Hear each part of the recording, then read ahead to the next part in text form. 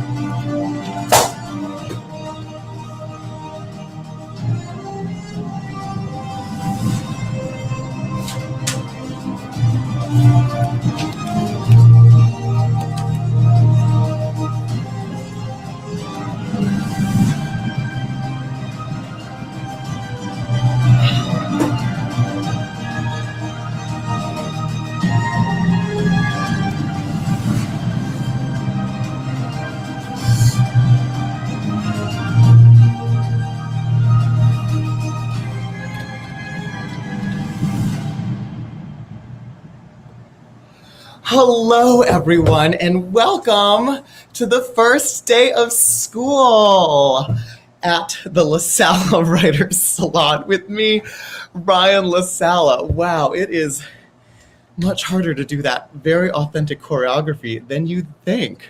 Wow, I can already see people in the comments. Hi, Mark. Hi, Zoraida. Oh, my goodness. So a little bit of housekeeping before we take attendance. So for those of you, oh my God, I'm so out of breath. It's just nerves. It's nerves and pantyhose, to be honest. Welcome to the La Sala Writers Salon with me, your host and studious pupil, Ryan La Sala. So if you're new here, the La Sala Writers Salon was started by me, Ryan. It's a digital gathering of the most brilliant bookish minds doing decidedly unbrilliant busy work, basically. Basically a chance for me to get my friends together and do funny stuff for philanthropy and for charity and all of that fun stuff. So we join here together to edify, inspire, wrote this down, edify, inspire, and amuse. And my, do we have a class tonight that promises an A+ in all three. Oh, how funny was that pun? So before we get our guests in here, a little bit more about what to expect tonight. There's going to be fun. There's going to be games. If you are watching this, if you're a salon veteran, if you're new, doesn't matter. Go ahead and post out the YouTube link to social media because we want to get as many people in here as possible because we've got a philanthropic goal tonight.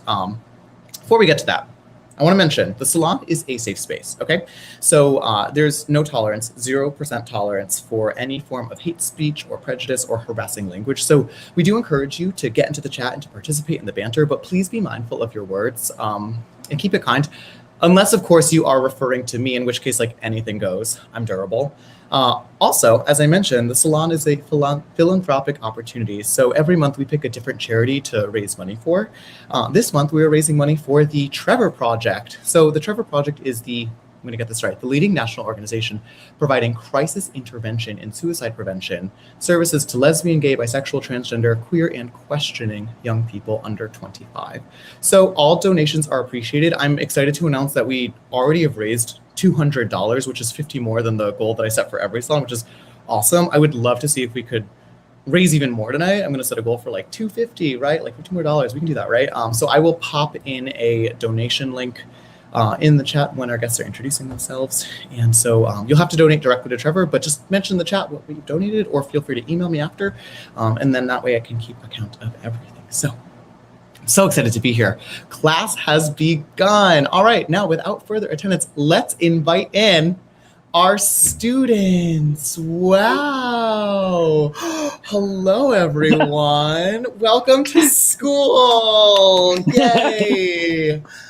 Hi, everybody. Thanks for having us. It's exciting to be here. Absolutely. Oh, it's so good to see you guys. So can you guys go around? We'll start with Sierra, then Phil, then Aiden, and give a quick introduction. We're going to call this attendance to keep it on theme. So Sierra Elmore. Here. There it is. So, hi everyone. I'm Sierra Elmore, also known as Sierra Writes YA.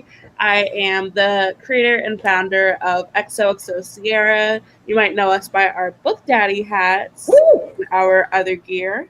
I also write YA and YA contemporary and thriller novels where girls basically wreak havoc while fighting trauma. And that's about it. I live in New York City, so come hang. Oh, wonderful. I'm marking you as present. Phil Stamper. Here. Hi, I am Phil Stamper. I've been at every one of these salons, so you might know me already, but I have new stuff to promote, so get ready. Also, I would have had a Book Daddy hat, except for I had you ship it to my old address. And so some random person, whoever decided to take it out of the building, they now have a Book Daddy hat. So I love that. I'm just giving Book Daddy love to the people of Brooklyn. But anyway, I'm Phil Stamper. I am author of The Gravity of Us and As Far As You'll Take Me, and the forthcoming Golden Boys, which I just got my arcs yesterday. They are so bright. They are so bright. You can't even see them. Like, there's not even a light here. It's just emanating its own. Yeah, you are the light. I am the light. So a nice fluorescent book cover, and I'm excited to promote it more, but I won't really bore you right now because I want to hear from everyone else. Wonderful. Okay, Phil Stamper is present, and Aiden Thomas. Here. My name's Aiden Thomas. I am the author of Cemetery Boys and Lost in the Neverwoods. I write mostly fantasy, though something might be coming out that's not fantasy sometime soon. I don't know. Is this a Sala Salon exclusive? An exclusive at the moment, yeah. So I'm very excited, and it might have a lot to do with school and learning. So that's exciting. Something coming down the pipeline. And I'm very excited to be here and be talking with everybody. Yay! Oh, it's so good to see you all. Thank you all for joining. I know it's always a little bit scary to get an email from me, especially one that has to do with costumes. But you know what? You showed up, and that's really on you. So all the things that are to come, I think you should guys. I think you'll be ready for it. So give our guests some love. Oh, actually, hold on. I have to change the banner. It's no longer Phil speaking. Sorry about that. I'll take the promo. While we are talking, feel free to peruse our books. Feel free to buy our books. These are all genius entrepreneurs and novels that we've got at the salon today. So, support them. Anyhow, I wanted to kick things off with just a really easy softball question before we get to anything too surreal. And you will notice before we get to anything, we actually do have a behavior chart behind us. I don't know if you guys can read it.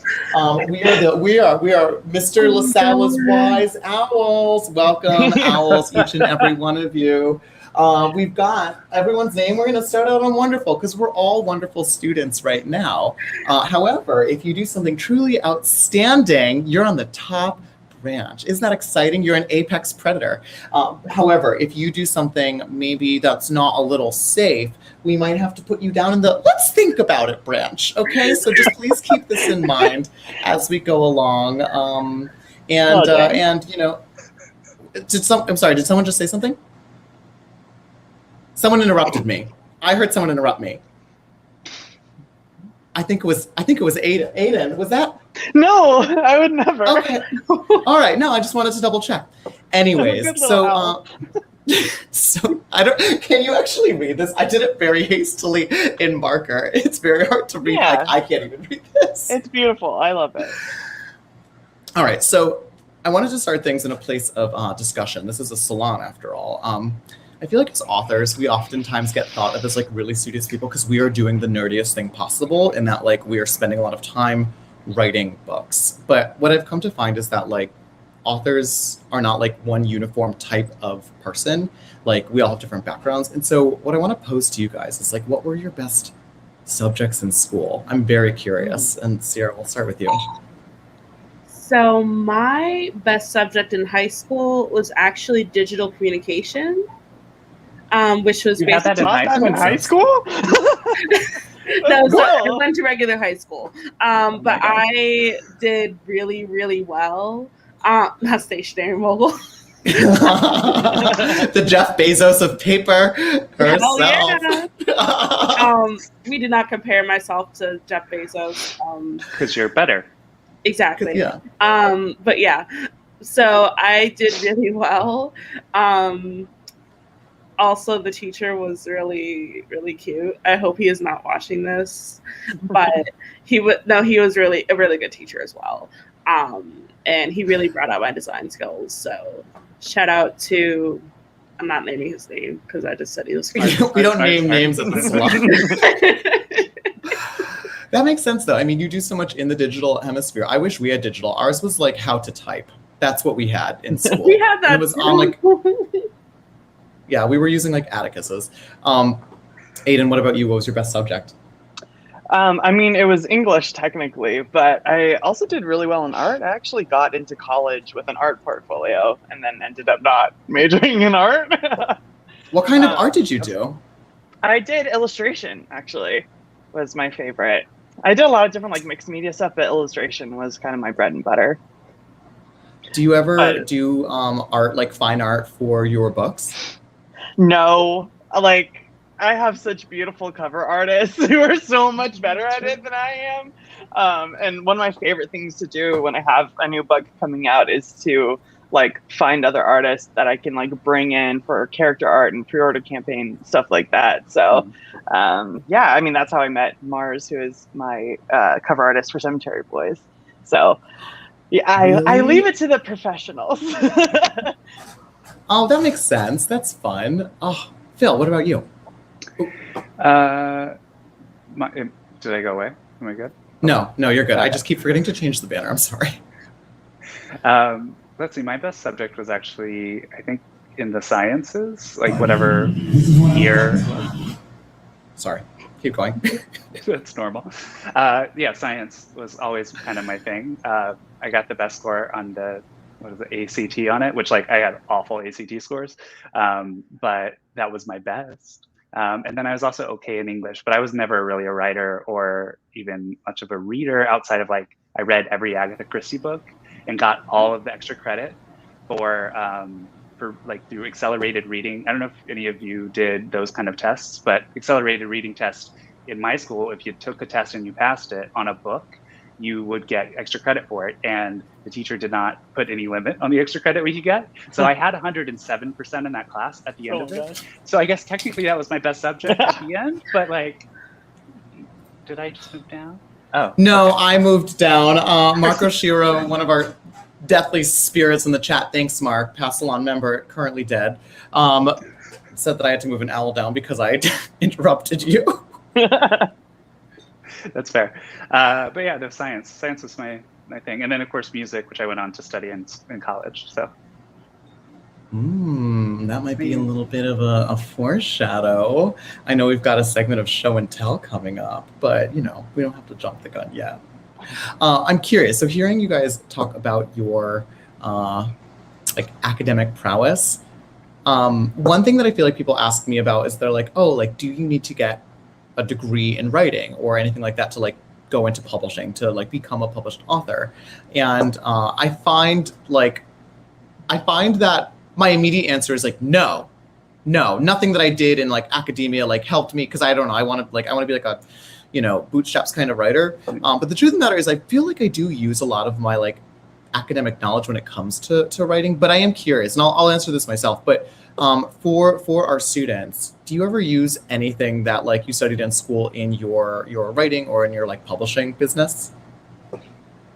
Yeah, I did for the Gravity of Us, because I was a geology major for, I want to say like a semester or two, like not long, and that was like sophomore year of college before I like figure out what I wanted to do, and then I learned that I don't know what I want to do. Like that was kind of what my entire college experience was. However, there was a while where I was like, I'm gonna study geology. I'm going to be a geologist, whatever, and that I was able to put into the nerdier parts of the Gravity of Us, like when Cal is kind of uncovering the real science behind the story, and like he talks to a soil scientist, and that's Wait, like, he does. Yes, he does. yeah, and so like that's all. I didn't have to look that up because like that's all like stuff that we would do, like when we would test soils and like figure that kind of stuff out. And I always thought that was really cool. But it's not going to make headlines, which was always something that And you wanted the headlines, makes baby. sense. Yeah. Had to have. So I wrote a book about it. So you wrote young adult novels. Phil, do you have like a fun dirt fact? No.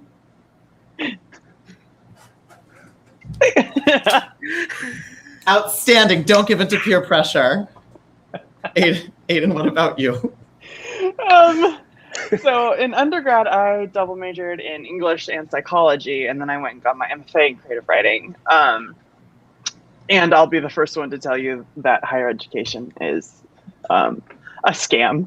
Like, you don't need it in order to be a successful writer or to even enjoy writing. Especially if you want to enjoy writing, I wouldn't go to an MFA program.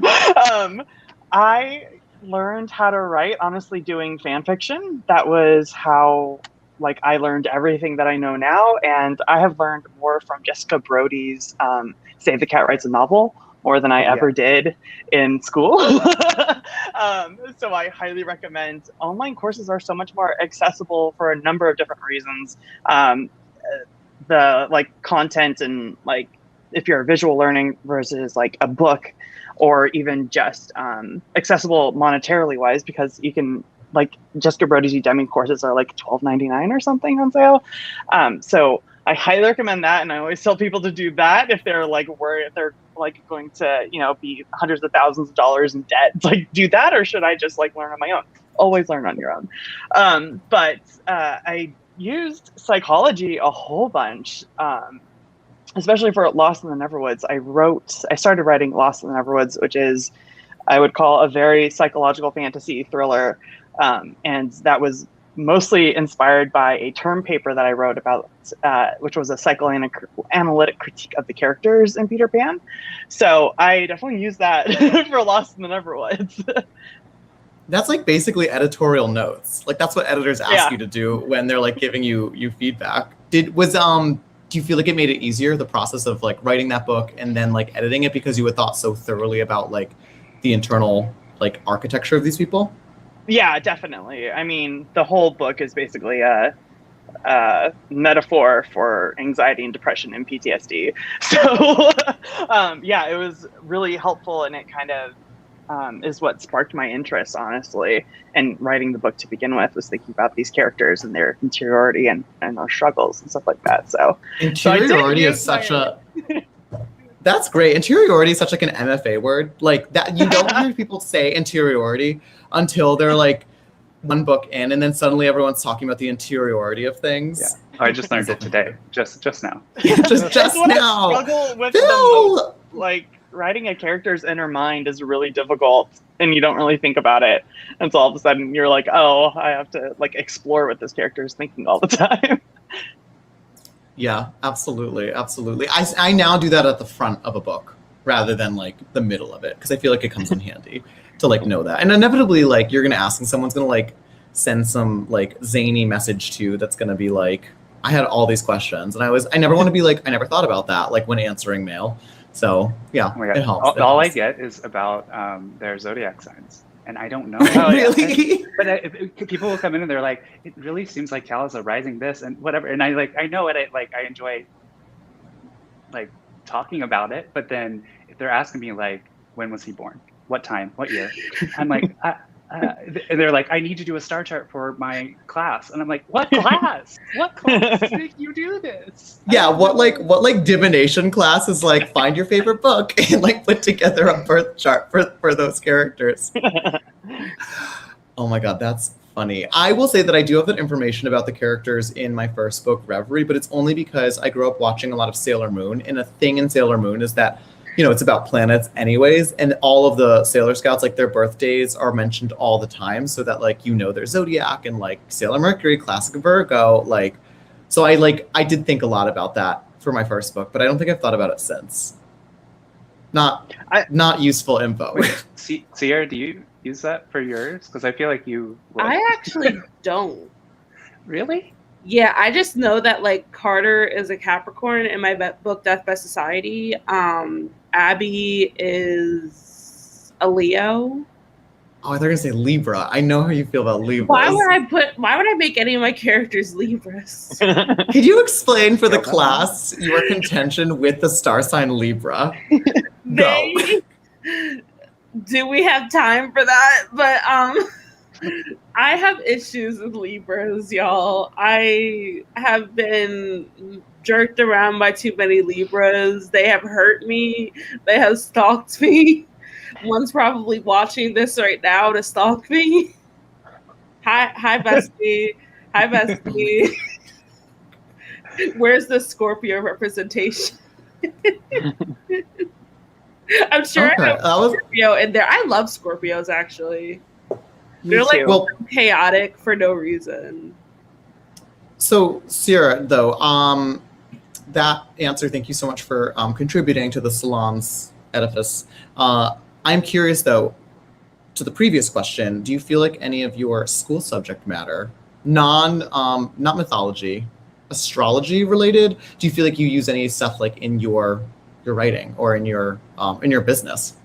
Yes, definitely. So I studied sociology, and kind of like Aiden was saying, I learned so much about humans and how we act socially. Like, I mean, I wrote a book called Death by Society. So, like, it's literally about how girls act when we're all put into social groups and when, sorry, I can't speak right now. And wow, I'm just... Did you do a lot within, so I'm curious, like, because I feel like I was a neuroscience major, so a lot of my degree was like bio and neuro. Yeah. And I know people are like shocked because they're like, you don't have a brain. How are you going to study them? But you know what? Opposites attract, sweaty. Anyways, did you Sarah, did you do like group psychology or like group case studies? Because I feel like that was really helpful for writing when I was doing like psych courses. So not necessarily. I didn't do a lot of psychology. So we learn more like things like I studied more like women in sociology. I studied more groupthink. So I guess group sociology. Yeah, I feel like that would come in handy. I, for one, so my degree was I started in neuroscience, then I switched to anthropology, which is anthropologists are like useless people, I contend. I don't know what I was thinking, but I actually do know what I was thinking, because I was like, okay, a brain in like neuroscience is very concerned with like a single neuron and like what's making it sick. It's not so much concerned with like an individual or how that individual like operates in like a society, which I was more fascinated by. And then sociology would have been like probably the right next step, but I thought anthropology was cool because it's the study of like cultures, like how they're formed and also like how they're analyzed. Anthropology also has like a really interesting history of being like extremely problematic, and sort of the larger lesson of the past 100 years of anthropology is like when you don't understand what you're looking at, like your academic analysis of it is going to be like wrought with basically a reflection of your own cultural standing. It's called ethnocentrism. And like the only thing that you really learn in anthropology in undergrad is like you learn about like societies and things like that, but you also learn about like the issues with that sort of approach and like all the errors that have been made and how to like do it a lot better in a way that's like much more embedded in like what you're studying, and a lot more respectful, to be quite honest, which I feel like was handy when I was looking at like writing fantasy, because you do a lot of world building in fantasy, and I'm not talking about like any like real world cultures. Like I'm talking about things that are like completely invented, but having sort of a framework to work within in terms of like what comprises like a society or even like a magic system or a group of people in like a secret cult. A lot of that kind of comes down to like culture on a really like a microscopic scale, right? Like the cultures that we have like on Twitter or something like that. Like that has a culture too. And once you start to like pick up on those things, you start to look at like the rules of those things, how they influence the people within them, and then how those people are sort of forged in that to become, you know, who they are, who they're not. So that's my like academic speech for why anthropology deserves a place in like in I don't know, MFA programs, but I too, like I didn't go to like an MFA or anything like that. I just simply sort of lucked into writing. Anyways, I think it's time for a little show and tell. Please calm down. Everyone, please take a seat. Students, my goodness, we're never going to get to everybody if you guys keep shouting at me. Do we have any? Go first because I have to set up. Okay, so all right. So I'll need to go second. So I'll listen in. So the assignment was because our teacher's not even here yet. I think our teacher's probably going to be arriving in a little bit, but you know, I'm the substitute now. I'm just like the head pupil. I'm the proctor, or no, the prefect. That's who I am of this classroom. So I'm running things for now. So I told our students that they could bring anything to show and tell and use the salon as their platform. I don't know what people are going to do. I have some suspicions. They might do nothing. This could be a humongous failure, but hopefully not. So while Phil sets up for something, Sierra or Aiden, do either of you have a show and tell for the class today? Sarah, do you want to go first? I do have a show and tell. Oh, good. Exactly what you would expect from me. I'm very excited. I do have a share screen. Okay.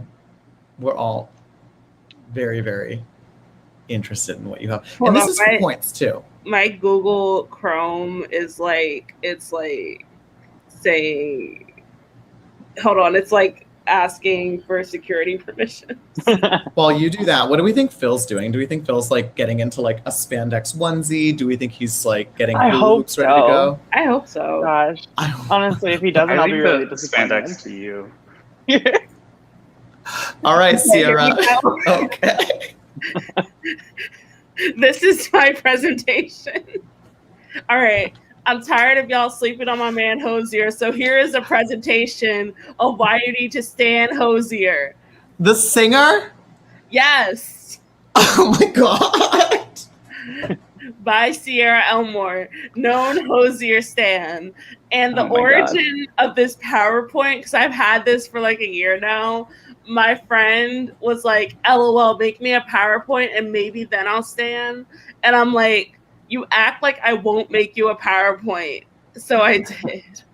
Oh, thank God you explained why you had this, because I was... No, like I didn't have this like randomly. Anyway, everybody's like, who is that? Andrew John Hosier Byrne, longest name in the world, is a 6'6" Irish man who is rumored to have been born in a bog or been immortal. So his birth chart is Pisces sun, Sagittarius moon, Aquarius rising, peaceful yet chaotic energy with the Sagittarius moon, known for Take Me to Church, which is definitely not about going to church. It's not?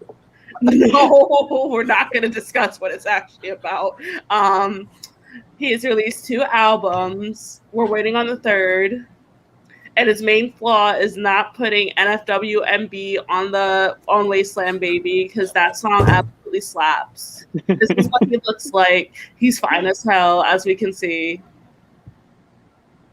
Why should I stan Hosier? Oh no! He's very involved in social causes, and that shows through his music. All he wants is someone to die with, as you can see through his songs In a Week, and honestly most of his music, like Wasteland Baby. He dates Black women. It's been confirmed that as it was one of his... I forgot that I put that in there. I'm skipping after that. At one point, he had his phone number available for fans to call and text, but then it got like so blown up that he like had to stop it. He still goes out and meets his fans. Okay, this is really sweet. And he did that except for the one time that I went to his concert. Oh. And if you watch his interviews, he has a very calming presence, and he makes me laugh because he's a nerd. He reads comic books and stuff. He also listens to Flo Milli and Doja Cat and everything, as he should. Mm-hmm. Fun facts, he dunked himself in water for the cover of Wasteland Baby. You can't say he's not dedicated to his craft. He set himself on fire for the video of Dinner and Diatribes. You cannot say he is not dedicated to his craft. He regularly dunks on transphobes and homophobes. He literally dragged his own fan group that I got banned from because they're racist. He would like to donate his body to a puppet theater after his death. And yes. Is that true? Yes, he tweeted that. And yes. Do you think the La Sala Salon would qualify? Yes. It's an idea. Yes. And yes, something is wrong with him, but that's okay. And in conclusion, Stan a King, Stan Hosier, that's him with Mavis Staples, absolute legend. Wow, that was can we give some kudos to student Sierra? That is quite amazing. Wow, I was really excited to see all of our students paying attention. Aiden, did you pay attention? Yeah. Aiden, can you name 2 songs by Hosier? Not even if I tried. Well, I'm sorry. I think we need to probably move down to the let's think about it category. I think we need to pay a little bit closer attention when our fellow classmates are talking about their interests. I think you would like it if someone paid a little bit of attention to you from now and then. So, anyways, I hope we've all learned a valuable lesson. Phil and Aiden, do you guys have anything to show and tell the class today? Did you want to go next, Phil? Yeah. Aiden's stalling. No, I know what I'm doing, but I'm going to have to get up. I have a piano. Cool. Yeah, it's music class now. I need to know if the sound is okay. That was the song. Just kidding. Is this loud? I can't hear anything with my AirPods. No, so yeah, we're just going to go We blind. can hear. Yeah, we can hear. Yeah. All right. Here's my show and tell. I'm performing a recital song that I played back in like 2008, and I have not kept it up. So we're just going to go.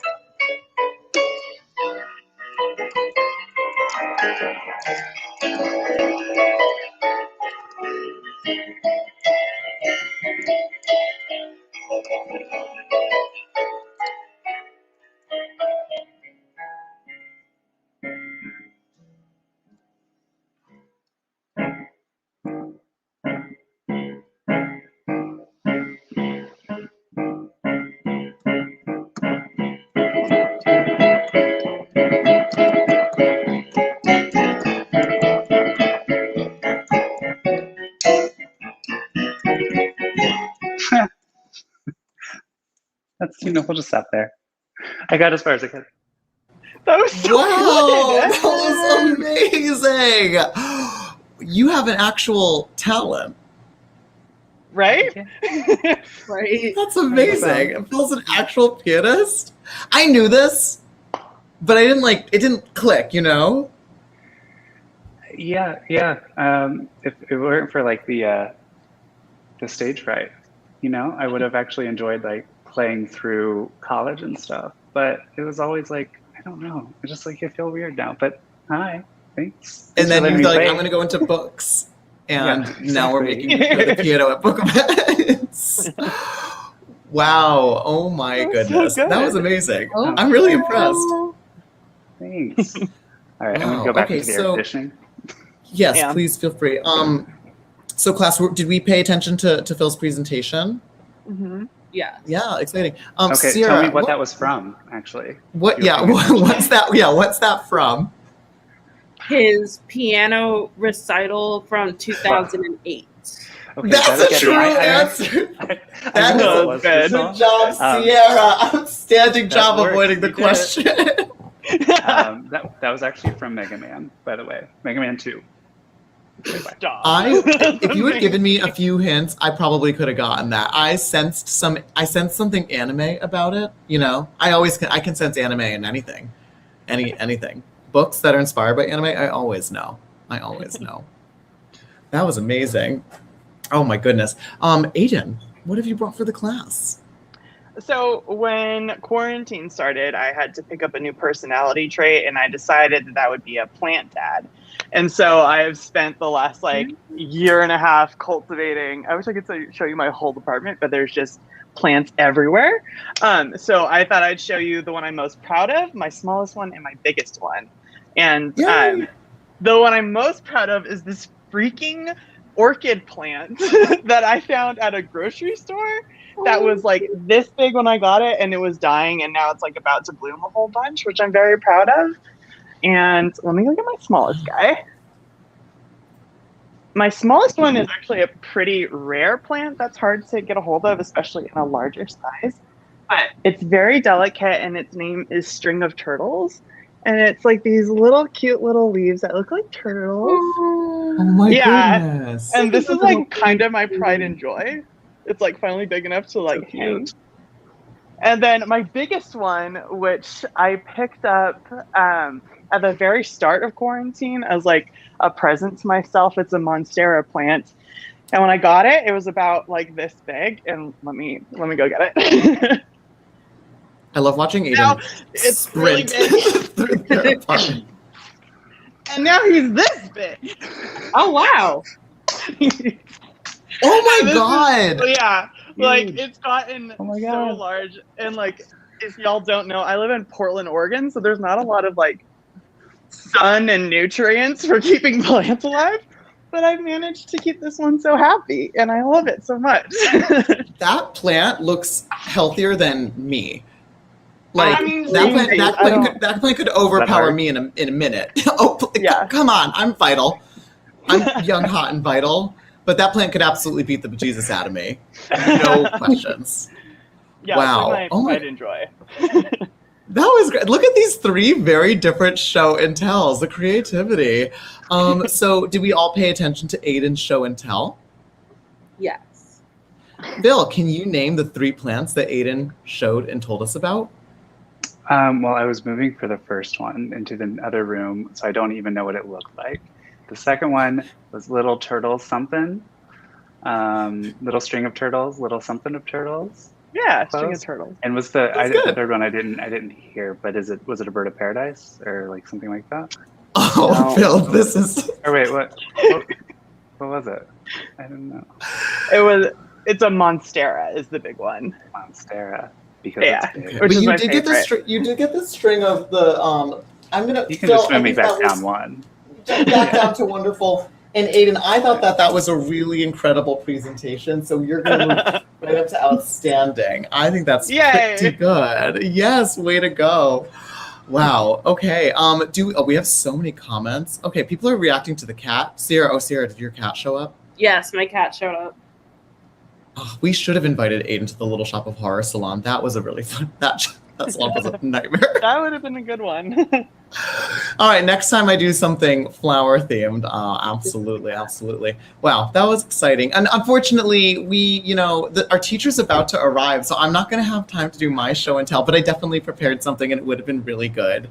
But that's just like too bad. That's just the way it goes. So I think I hear Professor, I didn't make up a name, but pretend it's something German, knocking. And something you should know about our Professor German is that he's from the EU, and so they have different music there, specifically ABBA, and their tastes are different, and the things that they find to be normal are different. So just like keep that in mind when they arrive, okay? Let's go and see if our professor's here. One minute, please. Oh God.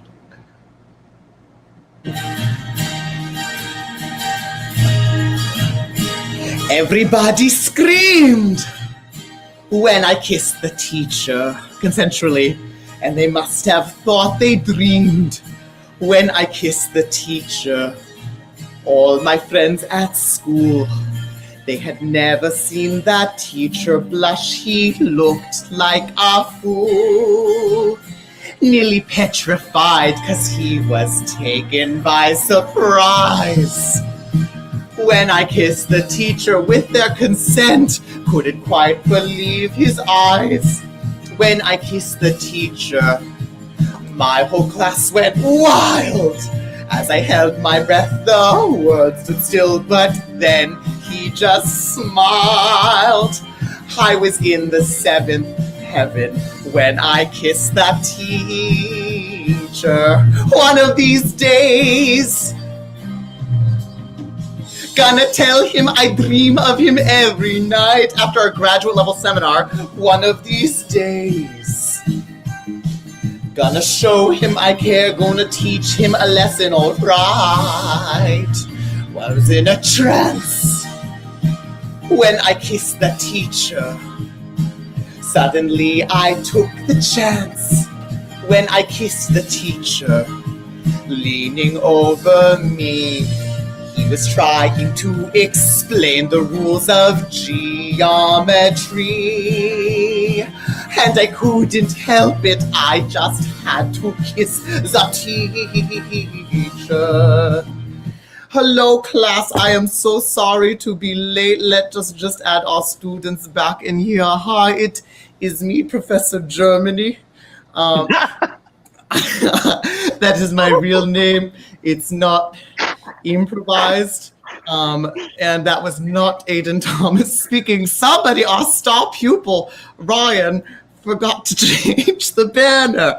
Oh no, what a mess, what a mess. How are we doing, students? Are we having a good day?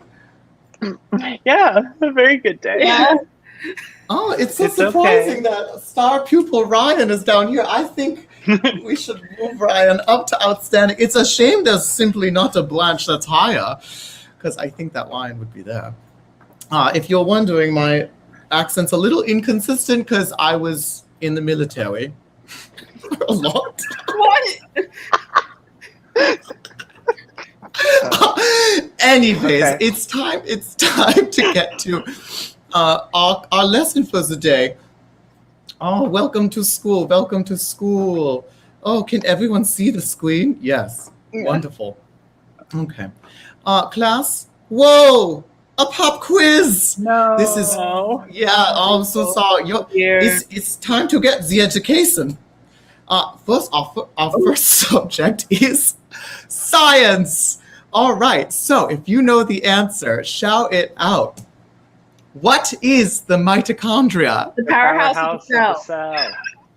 Aiden Thomas, I did not hear an answer from you. That is, everybody knows that except people who don't know it. All right, it is the powerhouse of the cell, dumbass. Question number 2. What is a nematode? It's a toad that Nemos. It's a salamander. Oh, interesting answer. Does anybody else have a contribution?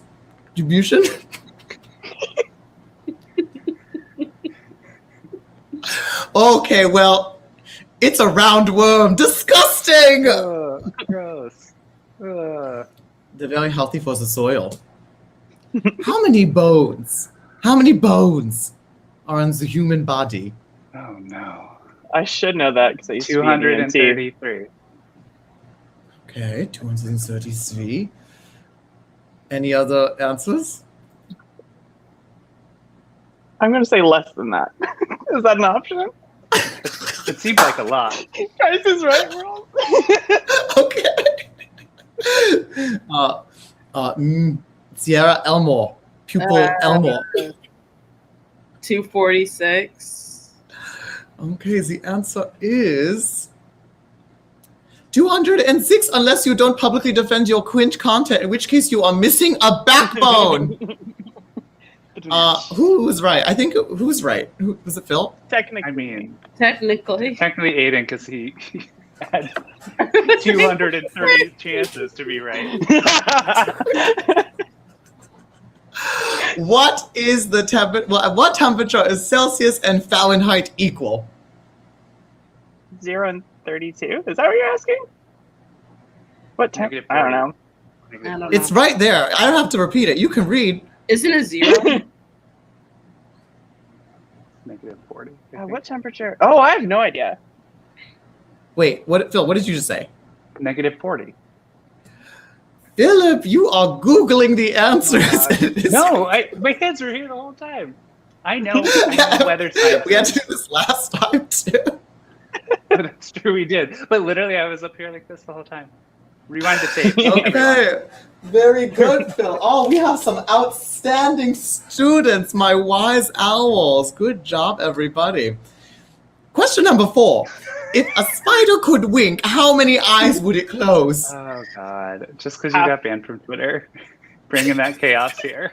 Right? If a spider could wink. Wink. I don't know, but I have a cute cat. That cat. That's my answer. Yeah, that was an automatic deduction. Let's think about our answers before we just blurt the first thing that comes across our desk next time, shall we? Is All there right. like a standard number of eyes that spiders have? Because it would just be half. Whatever would be on one side would. See, Oh, that's the spiders- debate. Is it one at a time, which I think is Ryan's theory, or No, is it that's a bad is it theory. 4 of the 8? 4 of the 8. I think it's It's 4 the of the 4 8. of the 8. Like the 4 would go. Yeah. Well, the answer is spiders do not have eyelids. Oh. However, that was a valiant effort. But it would be 1 if they did. Yes, yeah, you knew. If Jessie J was a star, how much energy would she output? Not just okay.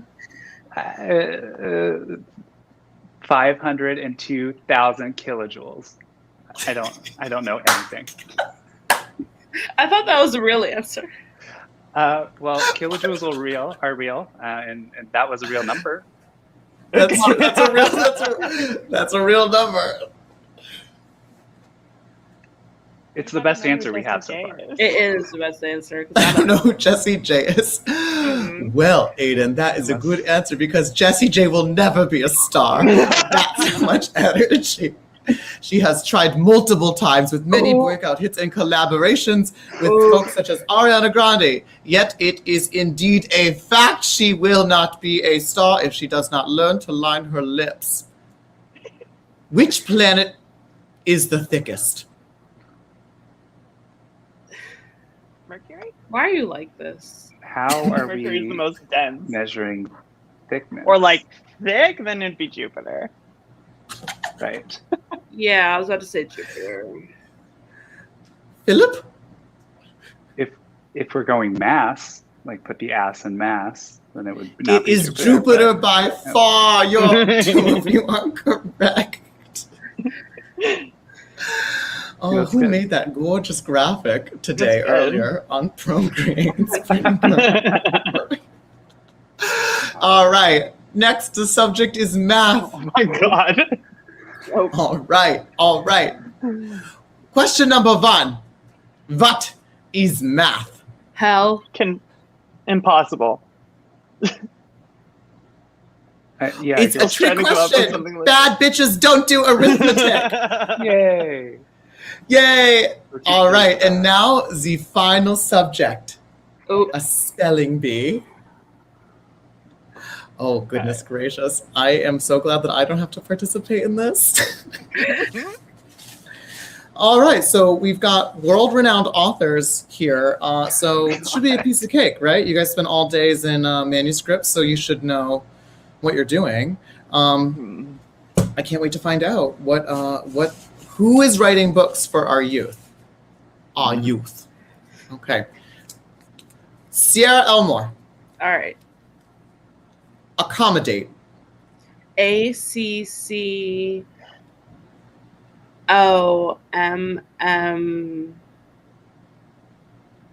Oh shit. That was right. Oh. ODATE. Congratulations! Oh, That yeah. was- I don't want to embarrass Wow. myself on the internet. Philip! Okay. Philip! Oh no. Conscientious. Oh. Conscientious. I can't even say it. CONSCIEN.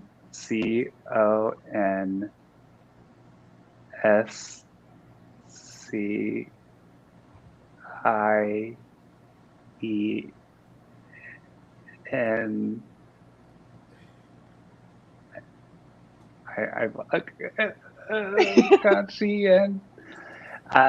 Wait, IOUS. I don't know where I stopped, but Just skipped over. I think I did. We'll give it to you. It's a T. T. Congratulations. Oh, right. There was a word or a letter there. We skipped a letter. Aiden. Cantankerous. Cantankerous. Cantankerous. Cantankerous. Cantankerous. CANTANKEROUS. Cantankerous.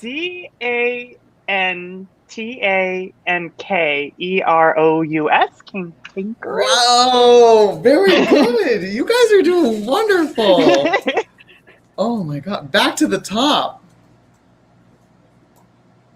I don't know how to say this. Oh my god. It's a little coffee cup. I'll use it in a sentence. Demitas. Demitas. It's a little coffee cup. It's a little coffee cup. And it's also it's a little coffee shop near me. What But is I a won't play with it. demi-toss? Demitas. It's a little cup that you put coffee into. What's the etymology? I don't like edamame beans. They upset my stomach. Demi-toss. It sounds like Demi Lovato. On the I- right track. It's a good start.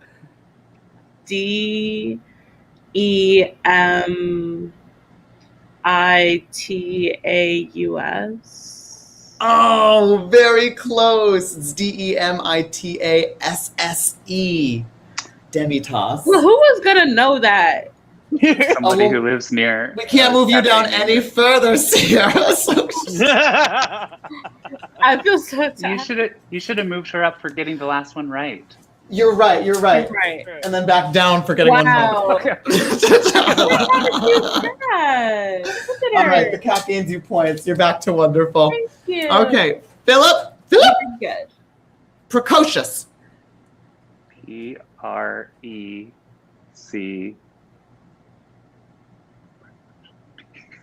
I swear I know how to spell words.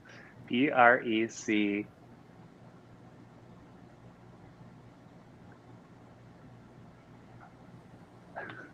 I'm scared to get it wrong.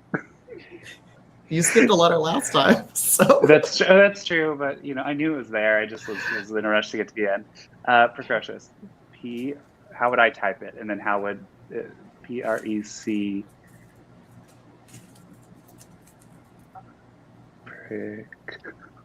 It's a confusing one. PREC. Preco.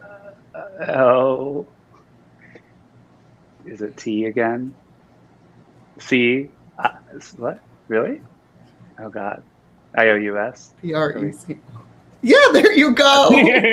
Wow. Move me down. That was hard. Yeah, I was about to say that. I feel like maybe you had a little help. teacher's pet. All right, Aiden Thomas. Okay. Mayonnaise. Okay, so Mayonnise.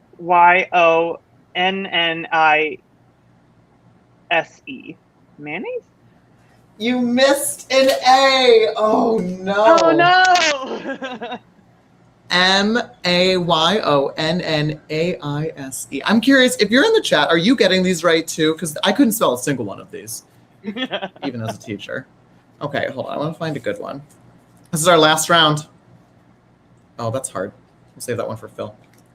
Okay, Sierra, your word is reverie. Oh, come on. REVERIE. Thank God you got that right. That I would have been the book booted on from my the- shelf. I have the So you book. cheated. No.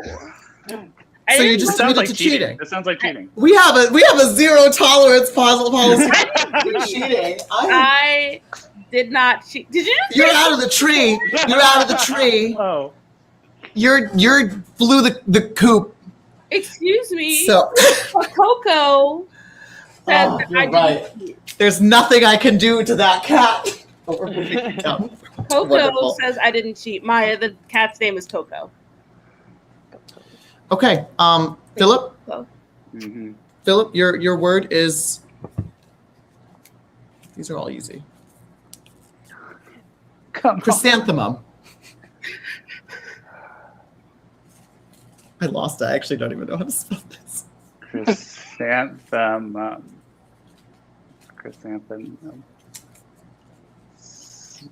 C. I don't know if there's an H here, and that's what's going to get me right at the beginning. I'm going to say CRISANTH.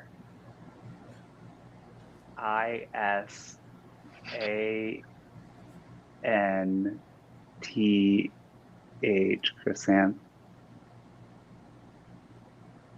INUM. That was not right. There's an H. No, There is an I'm H. so sorry. Dearest Phil, there is an H. Oh, let's think about it next time. And last but not least, Aiden Thomas, the word is lead. Which lead? Can you use it in a sentence? The word is lead.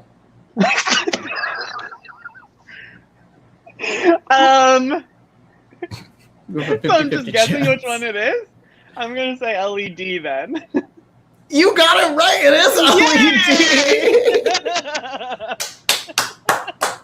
LED. Wow, our top speller. And at this point, Ryan has been tardy for the entirety of our spelling bee. Let's think about it before we skip class. My goodness. Well, class, it has been lovely being your professor. It's time for my break. I'm going to demi-toss, but I think your star pupil, Ryan, is about to return. Hey guys, did you have a good spelling bee? I'm so sorry, I was extremely ill. But now I feel fine. Yeah, Ryan can't spell person. Sal, oh, my ex-boyfriend is in the chat, everybody. Hey Sal, what's up? Sorry I missed your stream. I hope that you liked the direct. I can't spell for shit. That's actually true. I actually stole this from Sal, who made us do many spelling bees over the course of our relationship until I ultimately had to call it quits on that. It just wasn't working out, and I can't spell anyways. So we are nearing the end of the block scheduling, our class period, but our last segment is one that we like to do every salon, and it is creative writing. We are a bunch of writers here in attendance, so it is time to show what we are made of. So I'm gonna go ahead and get this set up. And while I do that, I wanted to say, if y'all have questions, we will be doing a Q&A at the end as well too. So feel free to get those ready, and we'll pop them into the chat, and we'll stick around for a little while. But yeah, it's time to show off all we've learned. And don't worry, there are no more musical numbers. 2 is enough. Oh, not that. Share. I want to share my screen. Oh, stop screen. Okay, sorry. Okay. Can everybody see? Yes. Yes. Okay, so we are writers, and as writers, we understand that every story needs a character and some sort of goal. So, who is our main character? Who's going to be our main character? You're asking the chat or us? I'm asking. Well, chat, you can answer too, but I'm asking our classroom.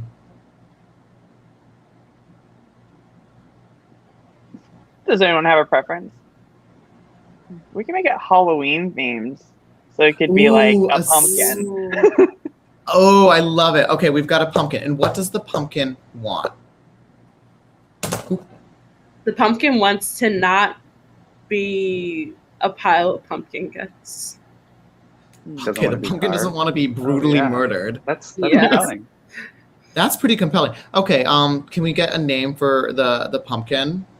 How about Professor Germany? Yeah, that seems fair. That okay, sounds good. Does that seem right? Feels Okay, right. great. Yeah. This pumpkin does not want to get turned into ice. Okay, all right. Who should begin? I guess we could just go in this order. I will start us off.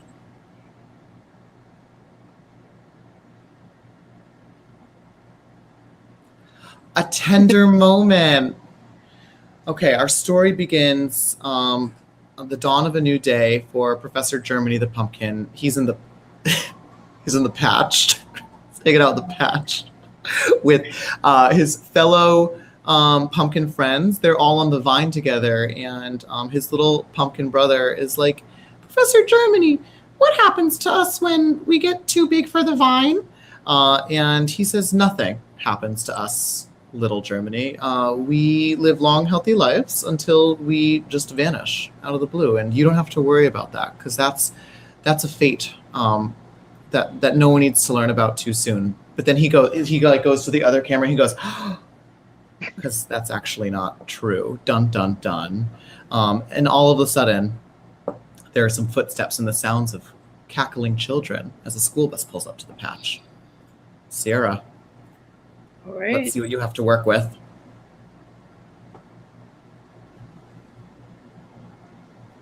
A genre shift. Oh.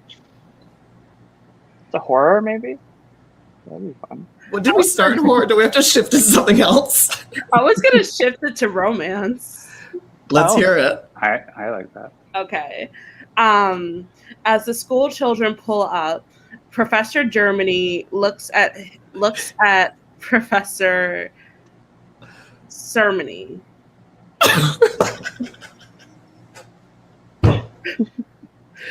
Sermony? Keep going. I don't know. I didn't want to do another country because I don't know how relations are right now.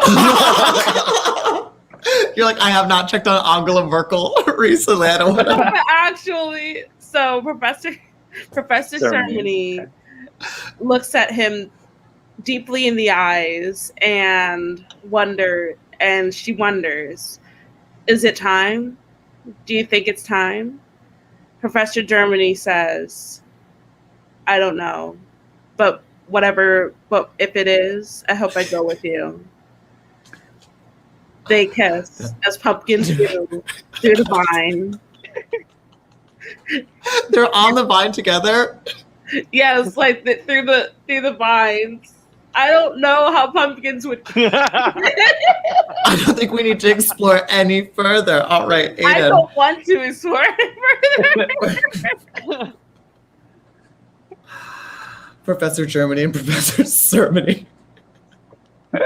Oh, actually, we have to shift the genre once again. Okay.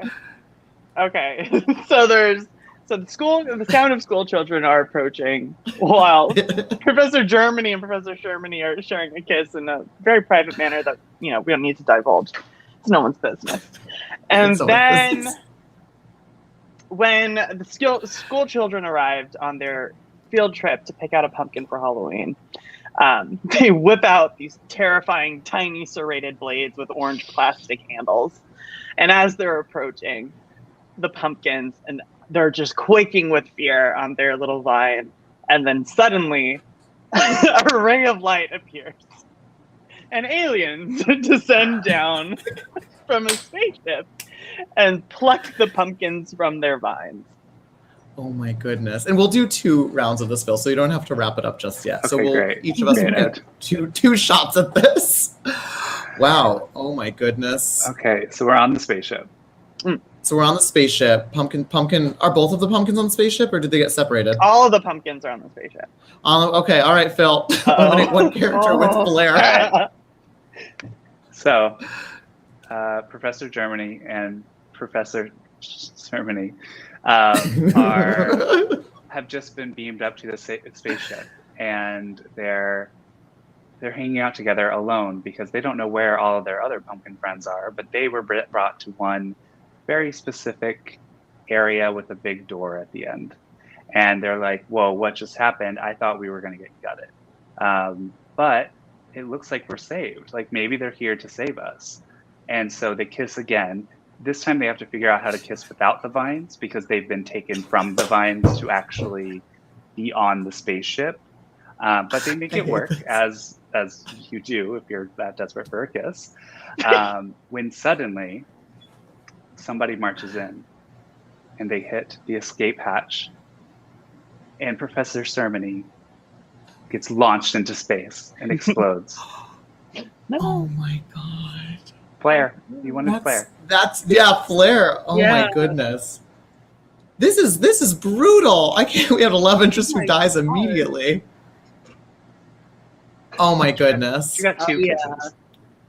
So as Professor Sermony is rocketing through space, just turning into like crystal pumpkin guts, because it's really cold in space, probably less than -40 degrees Celsius or Fahrenheit, which is the same temperature. The aliens set up a battle royale because they have brought with them machinery that the pumpkins like load into, sort of like a mech Gundam suit. Each pumpkin like sits in one, but they're like the machines are like child size, and the aliens have set up a contest where basically the pumpkins are able to get their revenge against the children with their their little plastic knives. It's the entertainment that the aliens come to Earth for every holiday season. They don't have a name for it because I can't think of one quick enough. But there's a battle, and there's just like blood and guts, pumpkin guts, seeds splattered across the floor. As Professor Germany tries to escape, dying in this battle, and makes it all the way to the escape hatch. But now with the mech suit on, he's safe to go outside into space. So he hits the button and jumps out of the epic battle into space after his lover. Sierra, you're up next.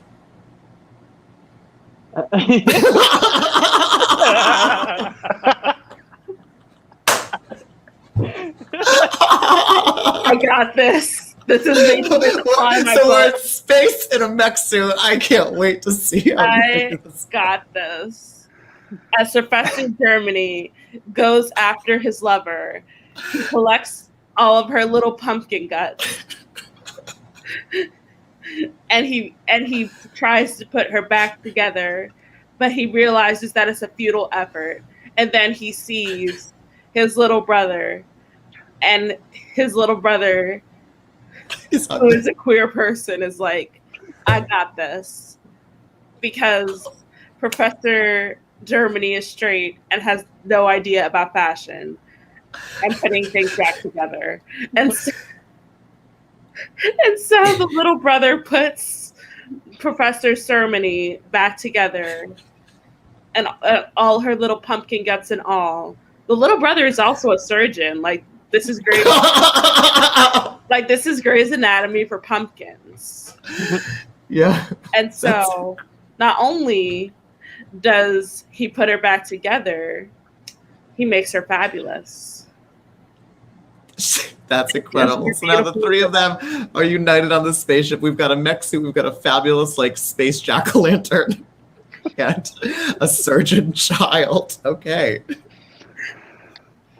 I usually get rid of the choices as they come up, but it's actually just funner to keep them in because maybe we get a second makeover. Ooh, Aiden, add a character and give them a hat. Okay. So the 3 pumpkins are on the spaceship trying to figure out how to escape. And then they're trying to figure out an escape route, and they're rolling, down the hallways. The next suit can run, but the others are just, rolling because they're pumpkins. In desperate search of somewhere to escape, when suddenly they run into a guard who is in full armor, alien high-tech armor. It's glowing. It's very nice, and they're wearing this large, ornate metal jack-o'-lantern pumpkin helmet. And they say, in order to get through me, you'll have to fight me to the death first. And now it's Phil's turn. Oh, man. And now we lead to our big resolution. So, Phil, you've got to make this. You have to end the book. Yeah, I got it. And also there's a secret baby. Oh my God. Okay. Okay. So, it's going in well. the midst of this epic battle between the one person alien who stands between them and life back on the farm, where they don't have to become jack-o'-lanterns anymore. They could just be pumpkins to grow old together. It is a fierce battle, and it's very, very unclear who's going to be the winner, but I'm going to save you a few pages. And out of nowhere, Professor Germany knocks out the high-tech alien and his cool hat. And when it shatters, the alien dies. And so they've won. They've won. And then so he goes, of course, to do a celebratory kiss with his lover. And when they go to kiss, he notices that she's not the same pumpkin that she was before. Putting her back together, yes, she's beautiful, but even though all the pieces are back inside, something's not right. Something's not there. And so she says, I must leave you now, Professor Germany. Go, live out your life. Be free. And take care of our baby.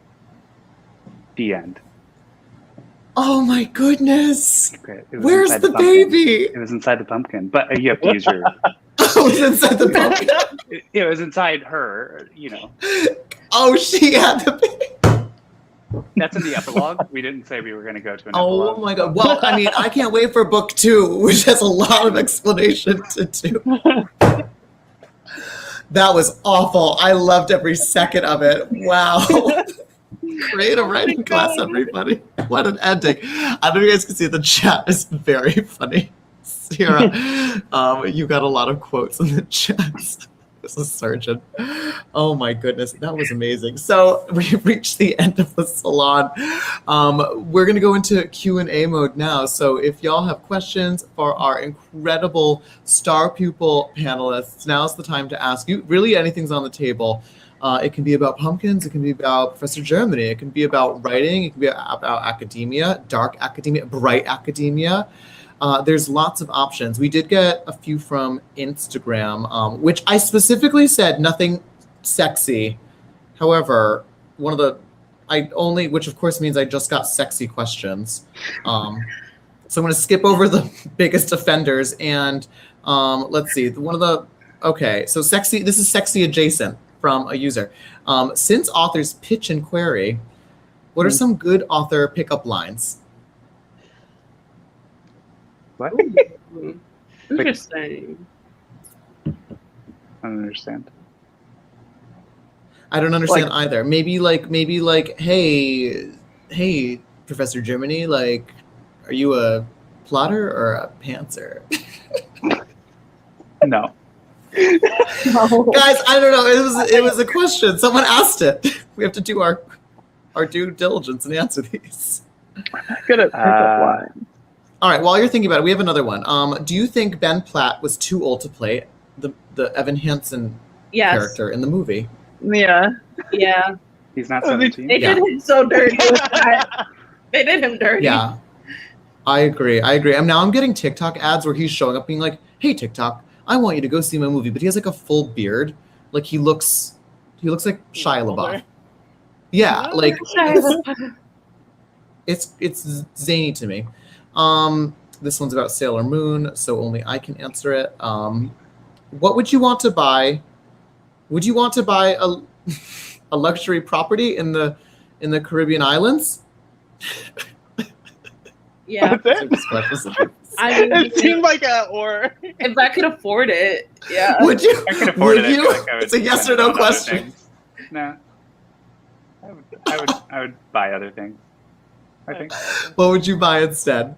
What would you if you got a what is it called, like a very great, whatever like the terminology is for like book deals? You know, there's nice, very nice, great, like significant, Yeah. whatever the top one was. If you got like a Major. I What- think like, it's Major. major, yeah, if you got deal. a major deal, what would be the like totally indulgent thing you would buy?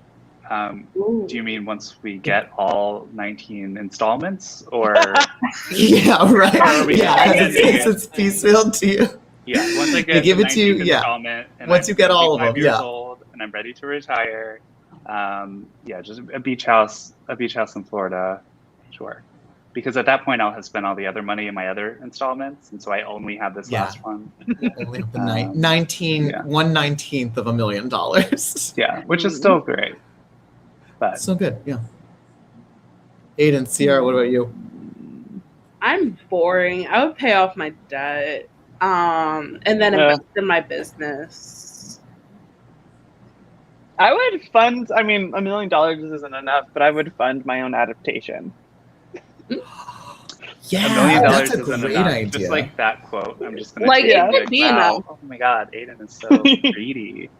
We're talking about book deals and he Greedy. says Oh my god. millions I like a is enough. negotiator. That's great. That's pretty good. Look, guys, Pumpkin Professor Germany didn't get to the end of the story by, just giving up. He asked for more and he got it. So we have a question from the, oh no, that's not it. We have a question from the audience. What are y'all's opinions on Pitbull? Mr. Worldwide. Darling. I love the Love album for not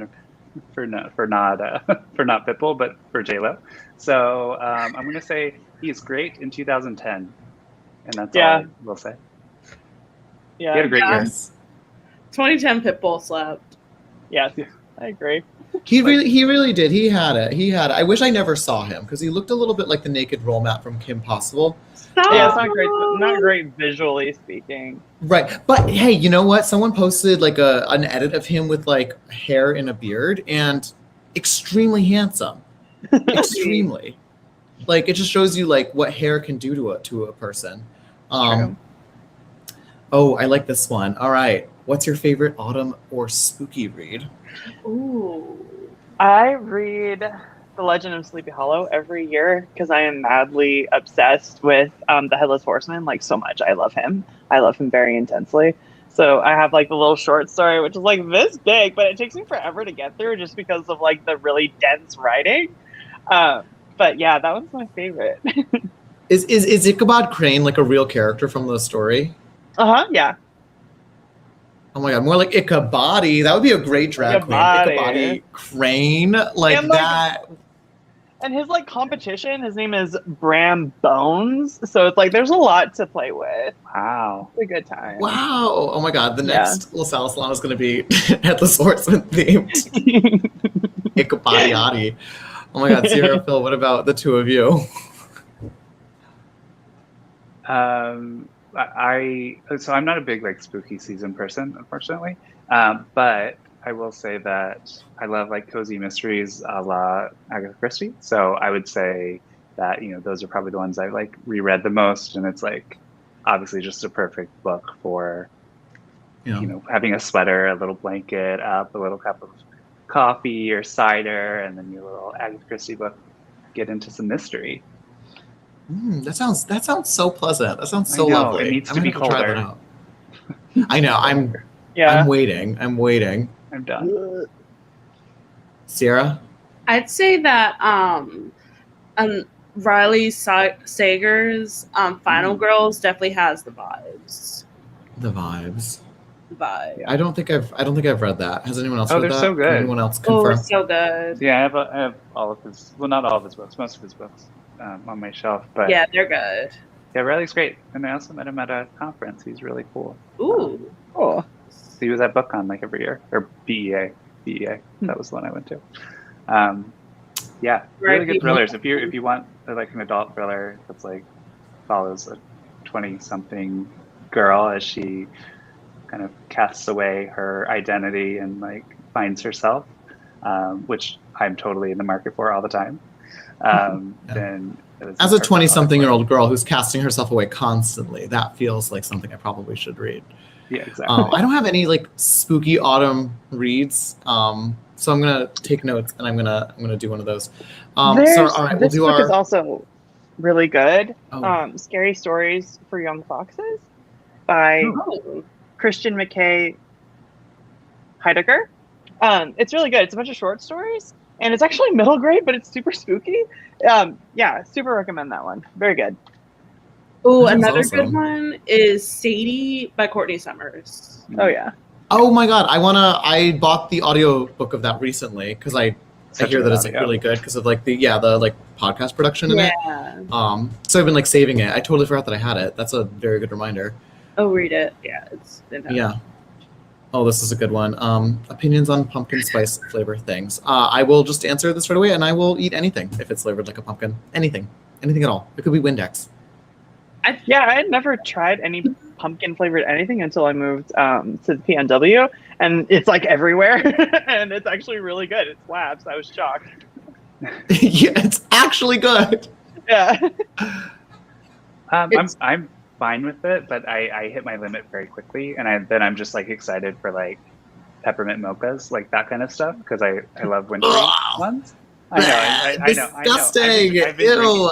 It's like the only coffee order that I've like kept strong since I started drinking coffee back in like 2006, because it's so good. I love peppermint. However, oh my god, the cold brew, the pumpkin cream cold brew at Starbucks. Yes. So good. That stuff's amazing. Ooh, amazing. So better than a PSL for yeah. I was sort of bummed I didn't have any deadlines in the fall this year because I fully wrote most of like Bedazzled and Reverie fueled by like, because those were both like fall deadlines, like pumpkin spice. That's like when I taste that, like I feel the stress of being on deadline, but it's like a good thing. It wakes me right up. So. And also you're shaking because it's a cold brew. Yeah, I'm shaking for multiple reasons. Yes, absolutely. Sierra, what about you? I think I like them, but like y'all go too far with the pumpkin spice stuff. There is too much pumpkin spice stuff, flavor things in the world. I am tired of it. I'm tired of y'all. There's just too much. Just listen. You gotta stop. It was fine at first. What about like one candle? Like you walk into a room and one candle is lit and it's like pumpkin spice with cinnamon. Is that okay? Or is that too much? Yeah, well, is that okay? Is that okay for you? Yeah, that's fine for me. Thank you. I might release a pumpkin spice candle, actually. You are absolutely going to do it, and I will not forget. And I will hopefully have my Twitter at some point back, and I will post fun of me. this Go clip. ahead. Go ahead. That's fine. I absolutely will. All right, and then our last question, because it's going to give us a chance to talk about what we're writing next, is if you had to assign an animal that shares the energy of your latest or forthcoming book, and feel free to tell us where we can get those or pre-order those books, what would it be? If I say mine, it's actually a spoiler. Don't spoil. Like, it's a very literal question for my next book. Aiden's next book is like it's like Warrior Cats. Like Aiden's the person who's like inherited the series, and it's like a cat. Well, then do your like latest release if you can't spoil something that's coming up.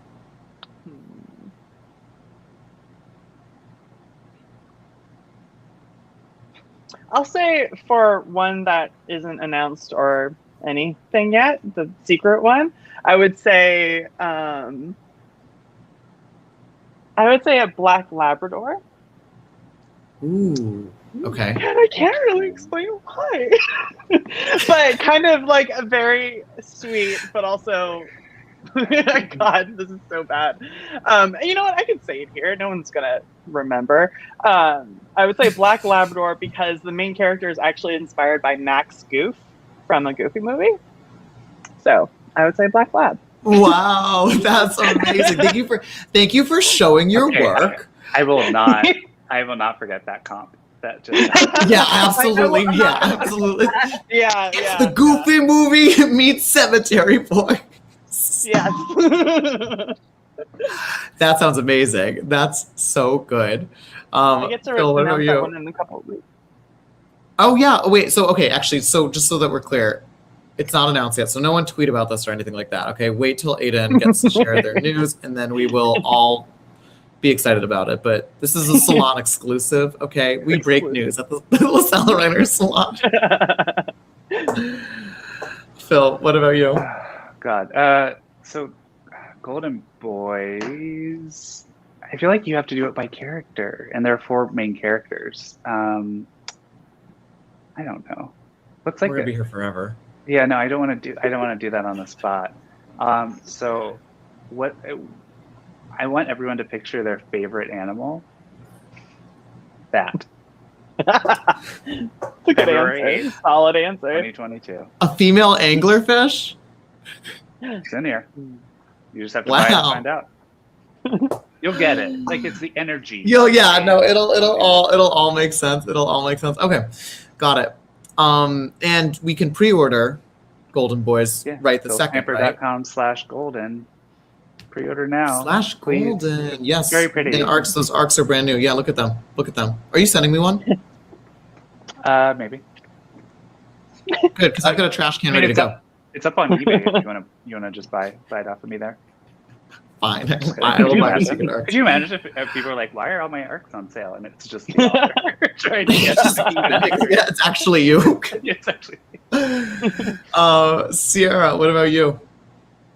I'd say a feral cat because the way these girls in my book act sometimes, so like the plot, since nobody knows because it's not published, basically the plot is a girl, Carter, she's bullied by Abby and her friends, but Carter attempts suicide and Abby is the one who saves her life. So obviously that screws with everybody's psyche. So like I say a feral cat because the way that these girls act is kind of Feral. Messy. They're messy. Everybody in this book is messy. I love I that approve. In a characters. special way.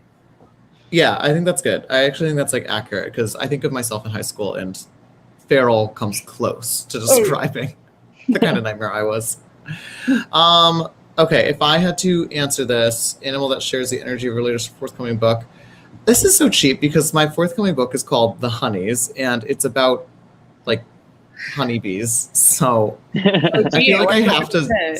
Yeah, gee, I wonder what this is about. The really quick pitch for it is that it's about a kid named Mars who's basically trying to figure out the reasoning behind his twin sister's like very sudden, very tragic death at the summer camp. And so to figure this out, he attends the summer camp and meets these girls called the Honeys. They've named themselves this. They take care of this like beehive behind their cabin, and they seem to be like sort of synchronized with this hive in like a strange way that Mars thinks, is somehow related to like the death of his sibling. And so the book is like heavily inspired by like how if you actually took like a hive of bees and like magnified that behavior into like humans, like what that would look like and sort of what rules it would dictate and how we interface. Bees are predominantly like female, like anybody that does anything in a hive is a female bee. The workers and the queens, there are male bees. They're called drones. They don't do anything. They literally get kicked out in the middle of winter to like starve to death outside because they're just annoying. And then the sisters like regrow men from scratch, like come spring. Super cool. And so I was very fascinated by that. So I feel like I have to answer this with like a bee, but it feels like such a cheap answer. And I feel like Maya, it's a really pointed question. And if I had another owl, I would put you on the. Let's think about it next time. And actually, oh my God, wait, this I don't think I've announced this, but actually you can literally pre-order the honeys, I think it's up on like Amazon and bookshop.org and all that fun stuff. I haven't announced it because we have to do like a cover reveal and stuff like that. But yeah, if y'all Google it, I do think it's out there. But don't pre-order it yet. I want to announce it so that I can get one of those like fun little orange banners. That'd be nice. But, yeah. Anyways, okay, there are a few more questions, but I'm gonna call it here. Y'all have been so patient with the salon tonight. Before we wrap up, I just want to thank all of our guests. Y'all are absolutely incredible. I had so much fun hosting all of you. And I love the Max Scoop 5s is a really good finisher. Y'all are incredible. If anyone attending, if you haven't already, feel free to donate to the Trevor Project. Just let me know so that I can add it into our final tab with them. I think I saw that we're already up to like 230 or something like that, and a few more donations are trickling in, which is awesome. So I think we're going to hit our goal of 250. So thank you, everybody. Trevor Project is saving lives, and you're helping save lives by donating. And yeah, until next time. So thank you, our guests. You guys are fantastic. I had so much fun having you. You're all A+ students, except for me. I'm an A++ student. Thank you for having us. This was so much fun. Yes, Thank you. absolutely. All right. Well, goodbye, everybody. Goodbye. Bye. See you next time. Bye.